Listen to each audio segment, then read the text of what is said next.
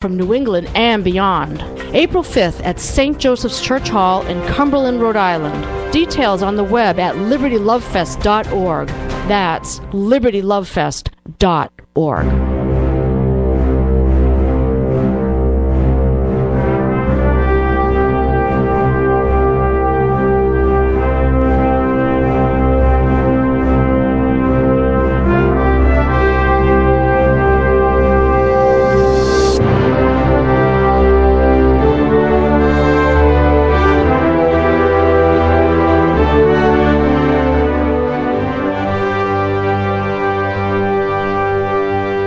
My name is Tony Jones, and you are tuned in to The Coalition, where we discuss all sides of local, regional, and national news, politics, and current events. Before we get started, I'm going to ask you all listening over the air, over the internet, and throughout the country, and everybody in studio to join me in a moment of silence, commemorating those lost 11 years ago at the Station nightclub.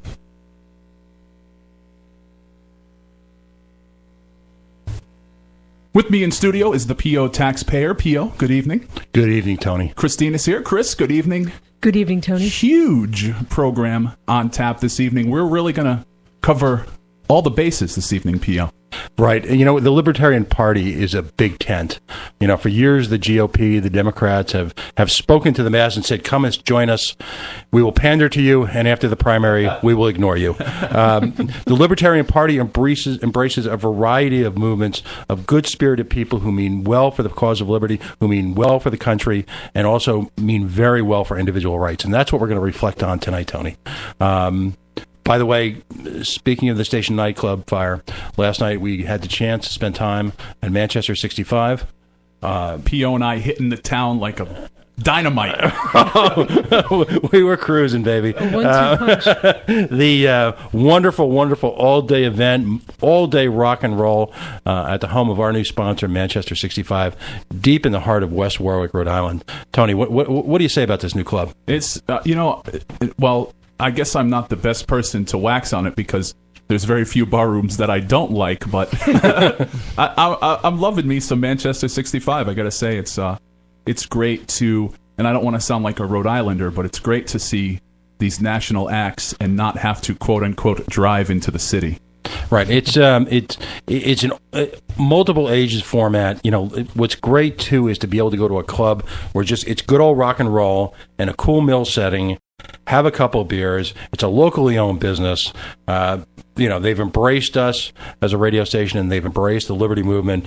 It's just great stuff. And we're going to be, at the end of every show, we're going to be announcing the lineup for the week. So I hope you'll take a moment and join us down at Manchester 65. And talk about a business owner who put in some sweat equity into pretty much taking what was an old, dying business and turning it into a nightclub. It reminds me of New York City, Soho, where you go into the meatpacking district and you knock on some door somewhere, or even in Oneyville. I played a show once, and the name of the place was Door 3. And so we went down Dyke Street. We went down a back road. There was a door with a number 3 on it. We knocked 3 times, and there was a clandestine nightclub in there. It was awesome.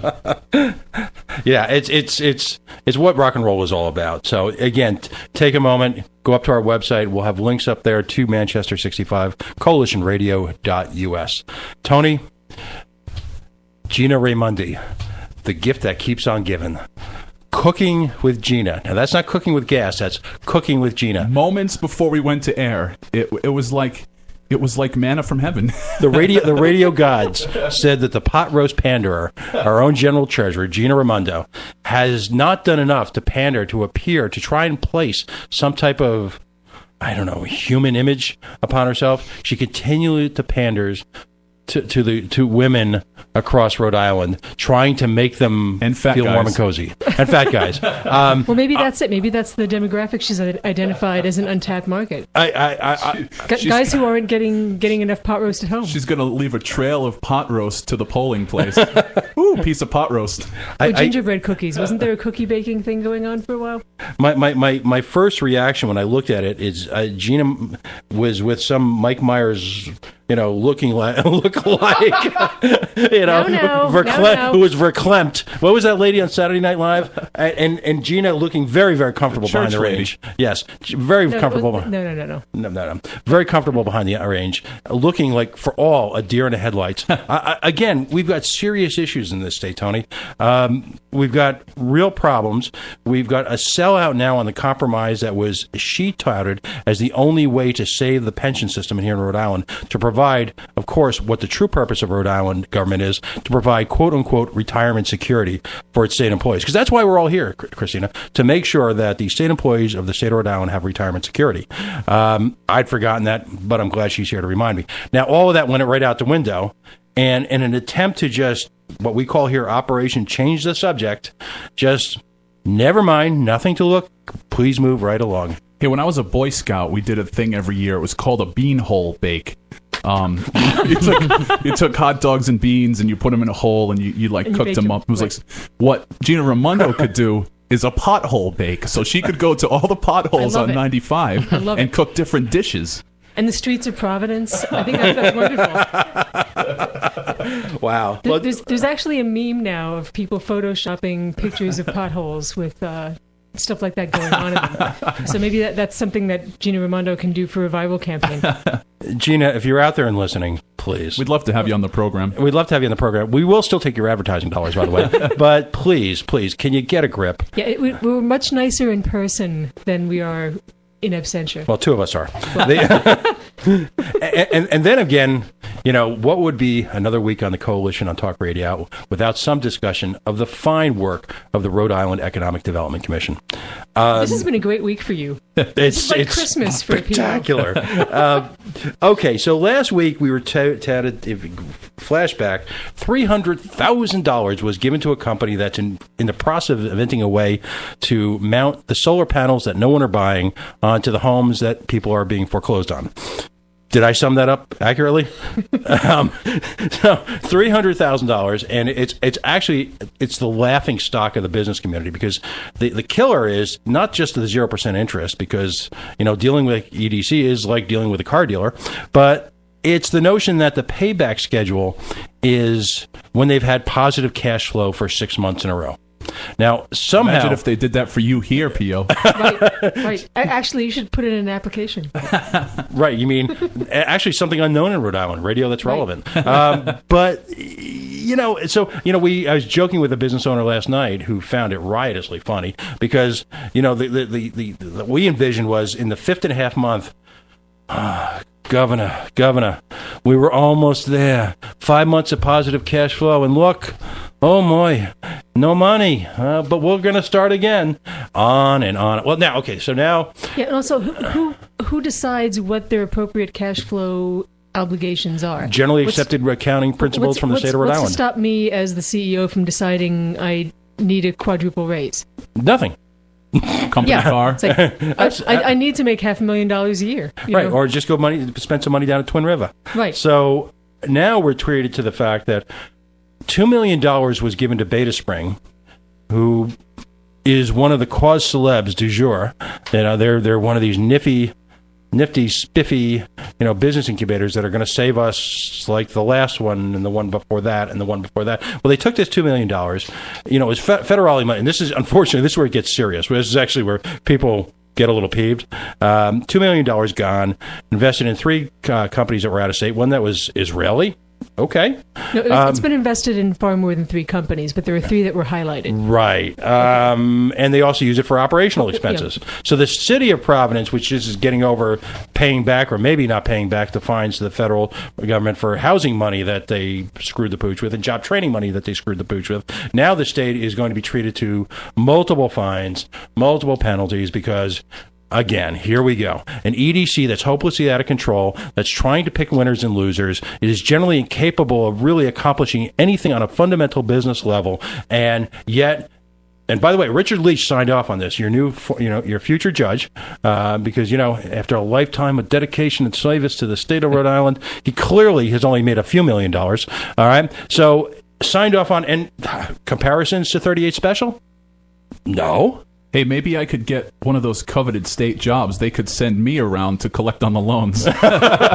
Or not collect on the loans, as we would say with the guy who's running for mayor, Mr. Solomon, who owes tens of thousands of dollars to the state. So, sleep tight, Rhode Island. I'll be interested to see how the Beta Spring thing shakes out. Or doesn't. Because there's some dispute as to whether the bean counters they hired to take a look at this are accounting for things quite correctly. So I'm looking forward to seeing what's going on with this. Or, as we like to say here, ruh-roh. Yeah, ruh-roh. Oh. Yeah. Well, we are pleased tonight as we've got two sets of guests on tonight. Actually, we've got someone joining the cast here at the Coalition on Talk Radio. We always talk about our supporting bench. We've got a lot of folks who come and go and bring a lot to the show. You don't get this on conventional AM radio. We are the Coalition because we've got people with different backgrounds, different talents, who bring a lot of different things to You the mean air. this isn't Republican radio? No. Not at all. You mean there's no talking points on this program? Not at all. Oh, I forgot to send you your talking points this Okay. morning. Yeah. So, we want to introduce Jared The Moffat. one week I come in not hungover, and I didn't get any talking points. Jared, welcome to the show. Hey, thanks. It's great to be here. Jared is a recent graduate of Brown University. He has also set up something called Regulate Rhode Island, a coalition of citizens working to end marijuana prohibition, a project near and dear to the heart of all It's close to libertarians. home. Yes, it's very, very close to home. Jared, tell us, you've got a rich history of being involved with this in the state. You've been involved with this for going on 5 years now. Give us a little description of your background and what you're working on. Sure. Yeah. I just graduated from Brown, so I moved to Providence 5 years ago to come to school here, and now I've graduated. I'm living here.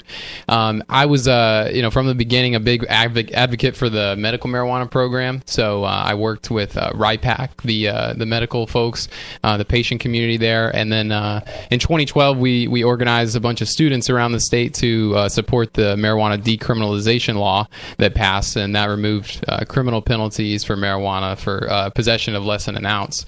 And so now we're taking it to the next level, and we're really going for the grand prize here, taxing and regulating marijuana and eliminating prohibition. So yeah, we're really excited about the coalition and moving forward with our bill.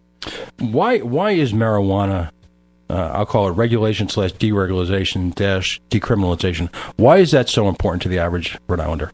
Well, I think it's important because we've had this failed drug war that has impacted so many communities and wasted so much of our tax dollars. I mean, it doesn't make any sense to, first of all, limit adults, freedom to use marijuana in their own home. I don't personally think that the government has any business telling us not to do that. But secondly, when it comes to using taxpayer dollars to encourage law enforcement to go after people who are using marijuana, I think that's just a really irresponsible use of state funds. And it's not doing anything productive for society. So this is just a really backwards policy, failed policy, and we need to reform it.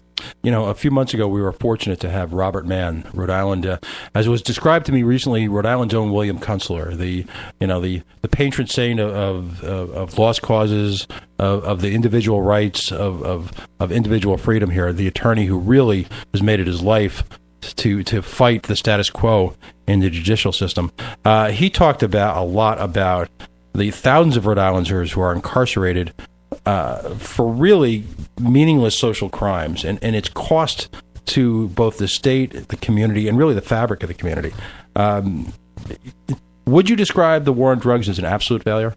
Totally. Completely an absolute failure. It hasn't done anything productive or good for society. There's an organization, there's actually several sort of one-man organizations across the state that will, roll out their best diatribes, their best... What about the children? Yep. Their best reefer madness techniques. Take some time to debunk some of the myths, if you could. Yeah, absolutely. Well, something we've seen a lot lately on the opinion pages of the Providence Journal is talk about the gateway theory.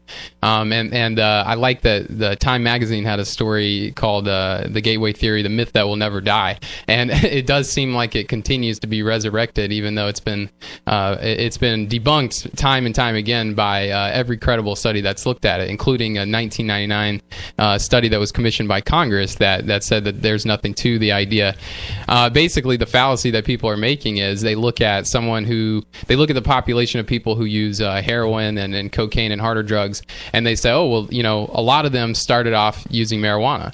Okay, well, if we look at people who are driving motorcycles or riding motorcycles, a lot of them probably had tricycles when they were children. Does that mean tricycles are a gateway to motorcycles? No, it doesn't, because actually, maybe it does, but it's kind of a meaningless point. It's, right. I would say, Coca-Cola is a gateway to heroin as well. Exactly. Because almost everybody has tried a Coca-Cola at one point. Right, and that's why it's a logical fallacy. What you would really need to do is look at the total number of people that have used marijuana and ask how many of them go on to use harder drugs, and it's actually a very small fraction. So almost half of Americans, about 40% or so, have used marijuana at some point in their life, and when it comes to any other, the second most illegal drug is around 10 to 15%. So the vast majority of people who use marijuana don't go on to use harder drugs, and that right there should put the whole gateway myth to rest. But yet it keeps coming up again. Well, it strikes me that America would be a safer place with a well-regulated, governed and taxed marijuana industry.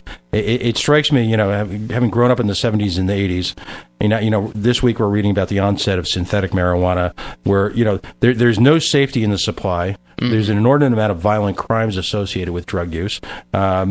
It just seems the cost to society of an illegal drug business is far higher than the cost to society of an occasionally overused drug. Yeah, absolutely. I mean, I think that, the cartels from Latin America are making billions of dollars every year off selling marijuana to Americans. And I think that's, causing a lot of violence, causing a lot of, harmful social consequences. I mean, so you don't even have to come at it from the perspective of, I like marijuana, I should have the right to use it. I think when you look at it on sort of an objective society perspective, we're seeing all this money going towards illegal cartels and illegal criminals who control the drug. And a lot of people are asking, why in the world wouldn't we just tax and regulate it? And we take that money, we take the tax dollars and put it back into good social programs, and we can regulate where it's sold so that we have control over when it's sold, how it's sold, and to whom it's sold. And the quality control of the product itself. Absolutely. I mean, the whole thing with synthetic marijuana, I mean, the reason synthetic marijuana is around is because we've prohibited, real marijuana, and people have tried to come up with ways to get around that prohibition. So if we had never done that in the first place, we wouldn't have that. And yeah, marijuana gets sprayed with chemicals and pesticides because people are trying to, make it grow a certain way, and people don't know what they're getting. People don't know when they're buying it on the street. There are no safety standards or quality controls. So, is it safe to say that people are going to smoke pot anyway? Yeah, I mean, I think that any study that's looked at, hey, if we have harsher penalties for marijuana use, does that make use go down? It doesn't. We can look at the Netherlands. We can look at states that have decriminalized marijuana, states that have medical marijuana, and the fact is we don't see any real difference in use among those different places that have different punishments for marijuana. So I think that if we were to legalize, is there a chance that at the beginning there's going to be a slight uptick in use? Probably so. It'll be a novelty. People will be interested. But in the long term, we know that using the drug war, using this criminal justice system doesn't actually deter people from using it. It's still widely available. Yeah, all it really does is punish people in a certain segment of society. Yeah, totally. The ACLU came out with a report last year that showed, nationally that people of color are about 4 times more likely to be arrested for a marijuana offense. In Rhode Island, it's about 2.5 times. Right, whereas they're roughly equal percentage-wise as far as in their usage. Rates of use. Mm-hmm. Yeah, exactly. Mm-hmm. Well, as we like to joke, the most dangerous thing about marijuana continues to be getting caught with marijuana.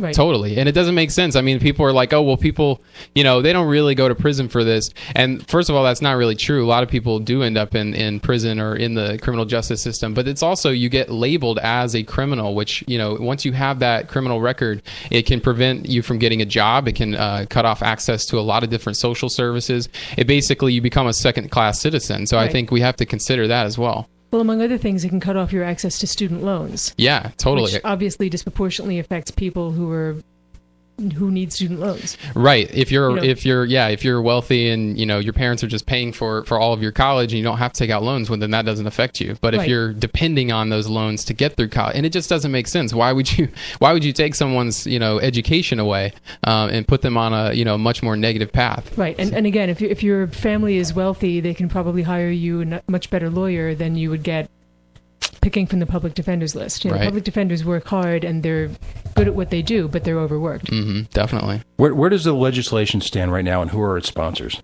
So the legislation was introduced last week. Our two primary sponsors in the House, we have Chairwoman Edith Agello, and then in the Senate, we have Senator Josh Miller. And Representative Agello's bill has 29 co-sponsors in total, which is fantastic, including Minority House Leader Brian Newberry. So we have some bipartisan support there. And in the Senate version, we have about 13 co-sponsors right now. I haven't seen the final list. I should see that this week, but we're very encouraged by the large number of legislators that are signing on. Are you optimistic? I think I'm very optimistic. Yeah, I don't. Nothing's a guarantee at this point, of course, but I think that we do have a realistic chance. I think I would even say maybe a 50-50 chance of getting it done this year. All right, great. Now, you're going to report in with us routinely on this, right? Absolutely. I'd love to do that. We'd like to have you on every few weeks, and we also look forward to just posting any updates you have on the coalitionradio.us website. This, like I said, this is an issue that's near and dear to our hearts, and for everyone, I'm always one of those people who complains when when the legislature lapses into social issues, as opposed to focusing on the economic. This one's pretty simple. To me, it's a lot like marriage equality. Hey. And it's also economic as well, though. If we're not wasting police resources and we're getting something that we can regulate and tax the same way we do alcohol, it's all upside from what I can see. I hate when we agree. I'm so sorry. Well, that's a great point. I mean, there was just the governor of Colorado just revised their estimates for how much tax revenue Colorado is going to bring in this year, and it's looking close to $200 million in tax revenue. Right. So there's the fact that if we're the first state on the East Coast to do this, then we're going to have the entrepreneurs and the businesses starting those businesses here in Rhode Island. And when Massachusetts and Connecticut down the road legalize, it's going to be our businesses and our entrepreneurs expanding into those states rather than the reverse. So I think there's a huge economic component to this. Yeah, it would be nice for us to be first in something in Rhode Island or in New England, as opposed to last. I believe we were last in New England in marriage equality. Right. It would be nice to be first in something positive as well. Yeah. Mm-hmm. Well, Jared, again, thanks for coming on. We look forward to your reports from the field. Know that you've got a home here, and we'd also like an extended invitation to the legislators who are involved with this. We'd like to help them in any way we can support your efforts. Absolutely. Thanks so much for having me. All right. Well, Tony, what do you think? What do you think the chances are this year? I think it's a good year because I think that people rerunning, unfortunately, are going to be able to take that back to their districts because there is such an overwhelming support. When they go door to door, state senators, state legislators, when they go door to door, they're going to be able to take it back to their districts and say, I supported this bill, it passed, or I support this bill in general. So, that's going to be a feather in the cap for areas where people support it. Well, and it's time to hold your legislators individually accountable for how they vote on bills. Ultimately, it's if we just sit and complain and moan and groan about this stinks, that stinks, this isn't working, and you can't point to specific acts of treason, if you will, whether it be everything from 38 specials to, expanding casino gambling. For example, in my legislator, the Lady Macbeth from Cumberland was a loser on both counts, and she gives me a lot of friction. She even gave me a little sass when I how dare you? Now she ignores my phone calls again. Shocking. But when she completely is out to lunch on these specific issues, then it's just not us ranting and raving. Then we're talking policy, Tony. And right now, at this point, regardless of what the issue is, it's got to be a policy. It's got to be on point. You have to get in these people's grills. It's hopefully, depending on how much support your legislator has in their district, when the summer comes, you're going to run into them. They're going to be at Stop and Shop. They're going to be knocking on your door. They're going to be at the local town social. Wait. You say that. I've got that 100-yard Oh, yeah, that's true.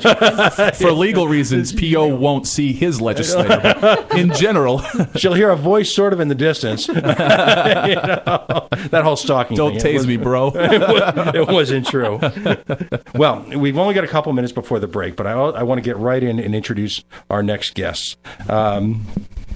We are very fortunate tonight. Two folks who are very committed to their issues. We're going to talk about Oath Keepers. It strikes me that, and just by curious coincidence in my life, I have been very close to a number of, I'll call it, national events with international consequences. You're like Forrest Gump. Exactly. All right. I used to work in the World Trade Center. I was 30, 40 blocks away the first time it blew. I was outsized and outsourced by the company that had hired me initially. I used to work there part-time up until about a year and a half before the first World Trade Center explosion. Now I work in Watertown. Yikes. and we're coming up in just a few short weeks on the 1-year anniversary of the Boston bombings. So a lot of debate in the liberty movement about the role of law enforcement. If they ask you to transfer the Ukraine, I think you should deny. There's a lot of debate and a lot of consternation about the role of law enforcement, the military, first responders in the liberty movement.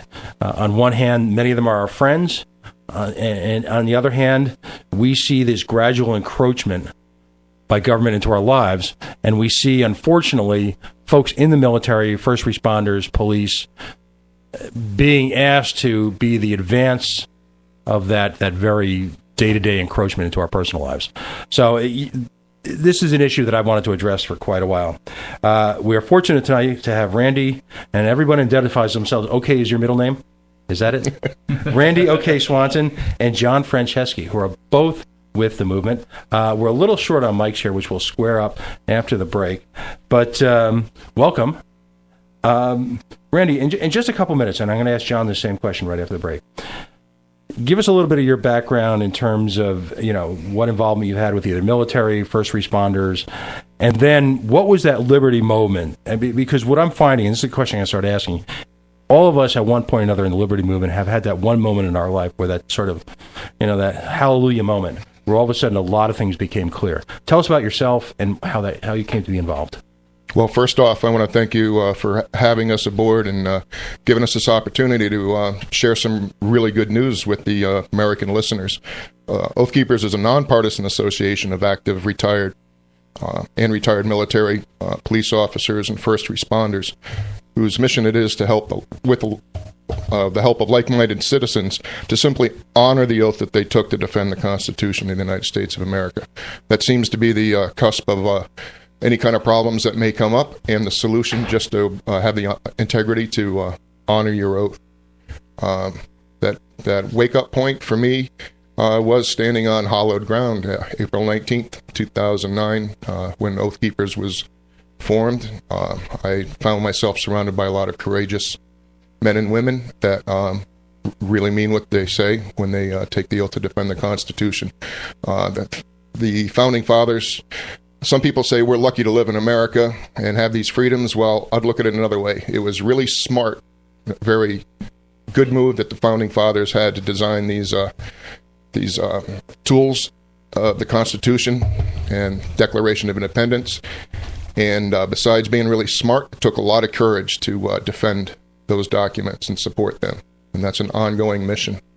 So any problems that come up in the news, you can boil most of them down to not obeying their Constitution or not obeying the Bill of Rights, and we need courageous people to stand tall.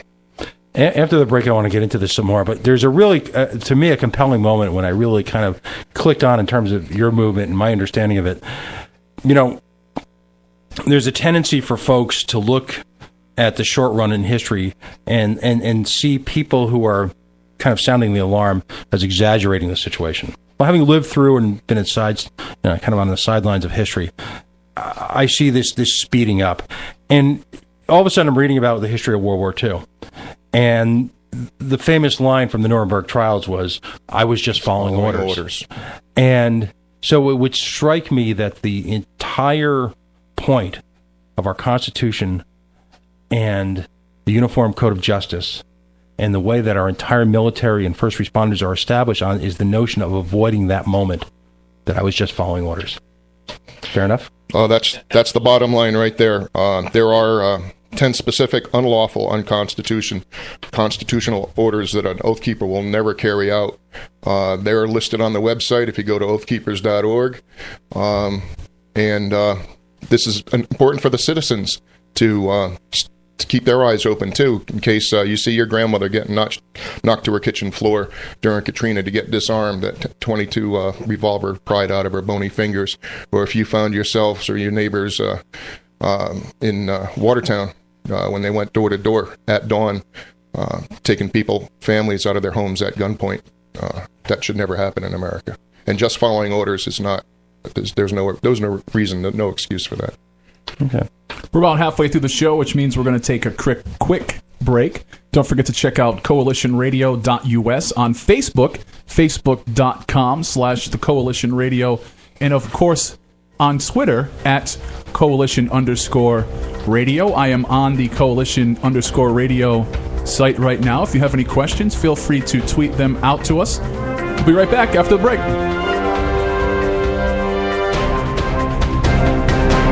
Manchester 65 is New England's newest live music and events venue. If you're not completely enjoying your current live music experience, there is another option. Manchester 65 is large enough to support touring acts, yet small enough for that local feel. For upcoming events, go to manchester65.com. Make it your place. Manchester65.com. Liberty-loving freedom fighters, join us for Liberty Love Fest 4, an evening of live music, arts, education, and trade. Potluck social with liberty-minded people from New England and beyond. April 5th at St. Joseph's Church Hall in Cumberland, Rhode Island. Details on the web at libertylovefest.org. That's libertylovefest.org. ProvidenceNightOut.com is a one-stop destination website where you'll discover a comprehensive guide of everything that the Providence area has to offer.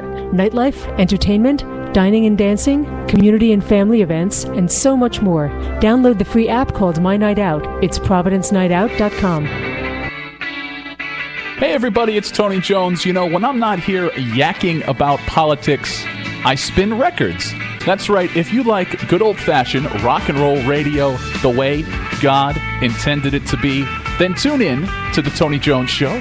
The information's online at tonyjones.org. That's tonyjones.org.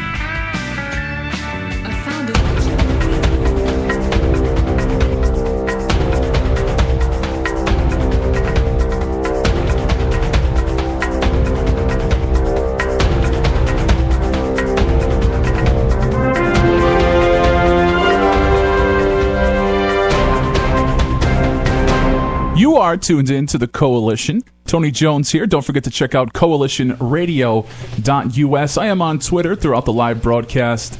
Coalition_radio. The Coalition continues, P.O. Chris, good evening. Good evening, Tony. We are very cozy this evening. We're doing sort of our boy band thing here. It's not unusual. Right, I've got the ear properly covered, so I can be in harmony with Chris. If that's ever going to happen. Hey, I was thinking with when we had Jarrett Moffitt from Regulate Rhode Island on earlier, for that segment we should have changed your name to the Pot Axe Pair. What do you think about that? I like it. Make you hip. We are going to be talking about radio station WPOT soon. Okay. Well, we're happy tonight to have on. From the Oath Keeper movement, two of its local leaders. We've got John Franceschi and Randy O.K. Swanson. Want to continue the line of questioning here, if you will, the interrogation. John, how did you come to be involved? What was that moment that brought you into this movement? I would say, well, first, thanks for having us on. I would say that for me, that turning point was, I guess I was a neocon before I even knew what that was. Okay, and I came to find out back around 2006 that something was really fishy, and I couldn't quite put my finger on it. So I started digging a little. I started doing some homework, and I'm proud to say today that I do consider myself to be quite a bit libertarian in my views. So for me, it really kind of started back in 2006. I did, after September 11th, 2001, I started to really pay a lot more attention to the news and whatnot. And I did become a member of the United States Air Force Auxiliary Civil Air Patrol. I was a member of the Rhode Island Wing out of Providence, and I did that for about 2.5 years as part of the Emergency Services team. I was a ground team member, and was for search and rescue. But then back, I would say, just before the election cycle of 2008 started to ramp up, there was a lot of talk about the different politicians that were running, and I began to get really concerned when I started to hear more and more about some of these folks. So I ended up finding my way to Lexington Green with Randy on April 19, 2009. Became an Oath Keeper back then. Been with the organization ever since, and I'm just here as a citizen doing what I can to support the Constitution in any way possible. How far into Rhode Island law enforcement or military does the Oath Keeper movement currently stretch? Is it something that's still evolving, or is it fairly well into it? Well, the National Oath Keepers organization, you can find that at oathkeepers.org. This is a national movement, and it's our mission to reach, teach, and inspire law enforcement and military to honor their oath. What we've been doing is talking to people on the street, to setting up appointments. On a national level, they do reach out to sheriffs. We're definitely involved with Sheriff Richard Mack and his Constitutional Sheriffs program. He is a member of the national board, and that's one of our that's a major mission, is to reach, teach, and inspire those that took the oath to honor that oath. May I? Yeah, of course. Were you looking for a number of? Yeah, I'm trying to get a sense that what's challenging to me is I would imagine a big challenge to your organization is you've got a very structured organization, like say the Rhode Island State Police, and you've got a clear chain of command that, for example, in the Rhode Island State Police seems to be pretty absolute.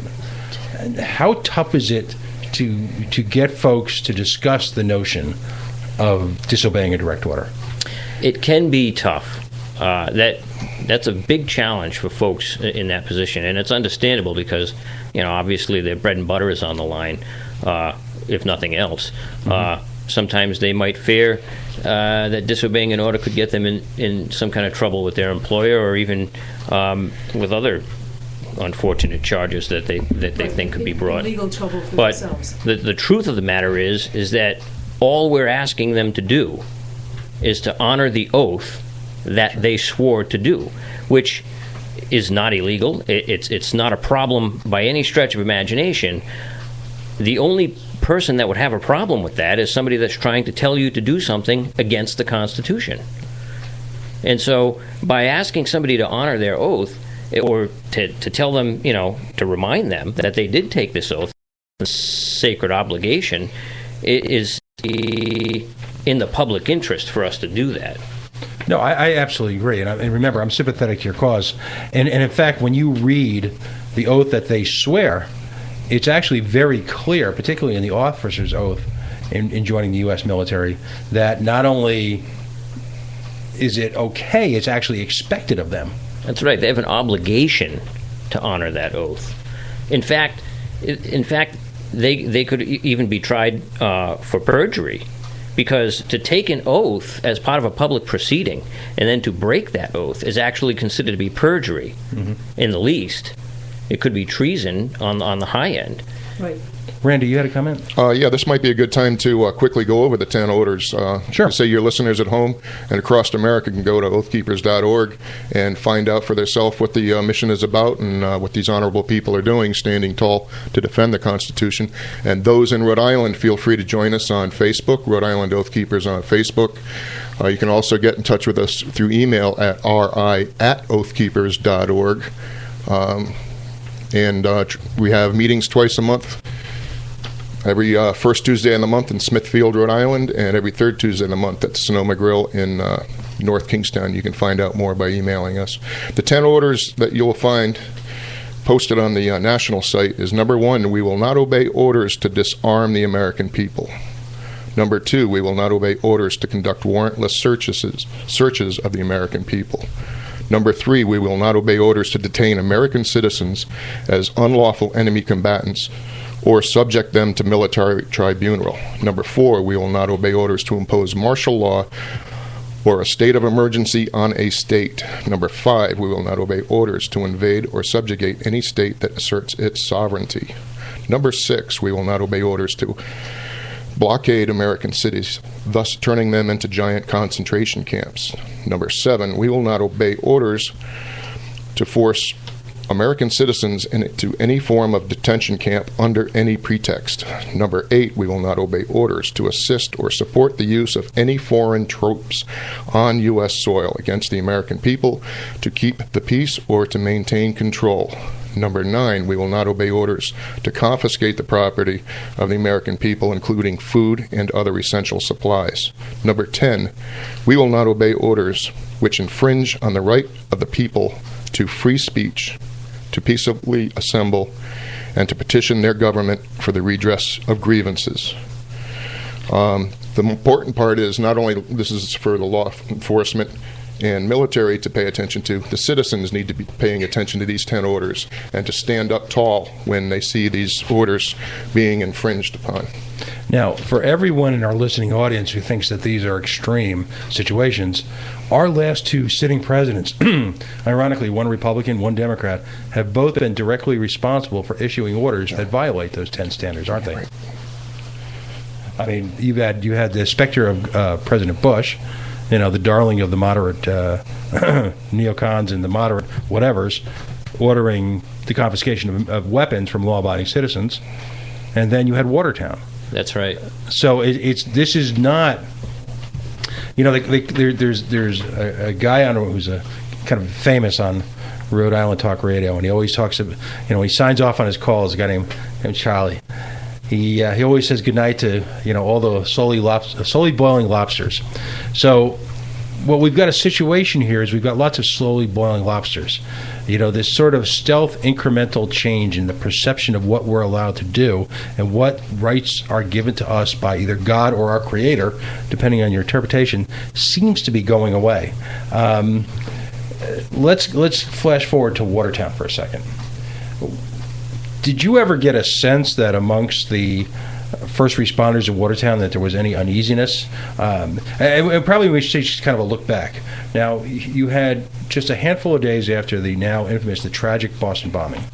By the way, perpetrated allegedly, we're an FCC station here, allegedly by 2 individuals who had been ignored by the Homeland Security people, who were on the terrorist watch list, and who had spent several years being supported in public transfer payments by the people of Massachusetts. Just for the sake of argument there, the lessons of 9/11 clearly not learned.